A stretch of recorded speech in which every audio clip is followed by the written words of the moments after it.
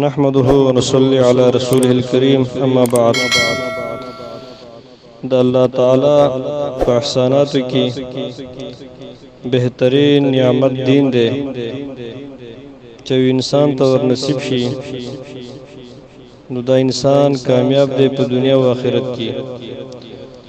او د دنیا او د آخرت کامیابی دا صرف او صرف په دین کې ده. هیڅ یو کس لپاره نجات او خلاصې تر هغه وخت پورې نشي کېدی تر څو چې اسلام هغه خپل ژوندۍ کې راولي. نو چې زندگی کې اسلام را نه ولې دا انسان کامیاب نه دی، او چې زندگی کې اسلام را ولې دا انسان کامیاب دی. د الله تعالی بل عظیم احسان دا دی چې کوم شي ته انسان ډیر محتاج وي نو هغه الله رب العالمین عام پیدا کړی دی، لکه وبدي هوا دا ازمکه دا اسمان دی، دې ته هر څوک محتاج دی، دا الله عام پیدا کړی دی. دارنګي د الله تعالی ذکر کول چې انسان روح او زړه اس کله نه خوشاليږي تر څو پوری چې انسان د الله تعالی ذکر شروع نکي، او چې کله د الله تعالی ذکر شروع کی نو د دې زړه خوشاله شي، روح خوشاله شي، او د زړه نه زنګ دا ختميږي. حدیث کې راځي نبی رسول الله فرمایي چې دا زنګ نه دی دا وسپنه نسی، نو څنګه چې دا وسپنه زنګ نسی د شانتي زونه هم زنګ نسی. صحابه ورزه کو د الله رسوله دا پس سره پاکي کې نبی رسول الله وی د الله تعالی پر ذکر سره. نن تاسو د ذکر فضایل بیانوم او بیا د خپل ژوندۍ کې راولئ. د ذکر ډېر فضیلتونه دي په قران حدیث کې راغلي دي. قران کې الله فرمایي یو اشتمه سپاره سورۃ عنکبوت آیات نمبر 45 کې ولا ذکر الله اکبر، د الله تعالی ذکر ډېر لوی شی دی،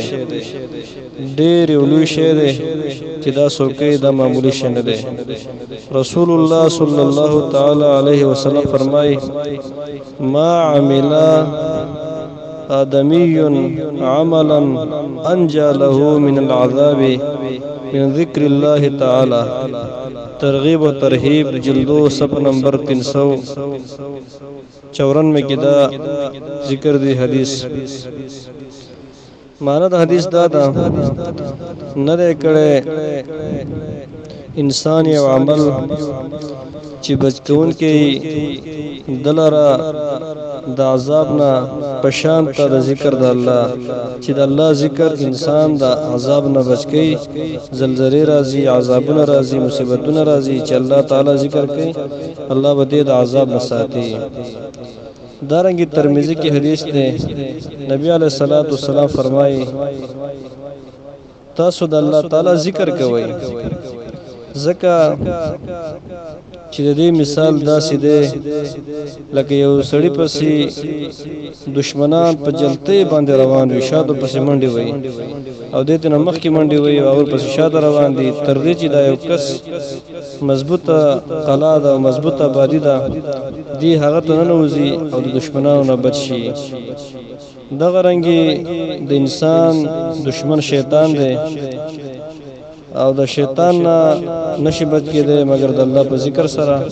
څوک چې د الله ذکر کوي دی به د شیطان نه بچ وي،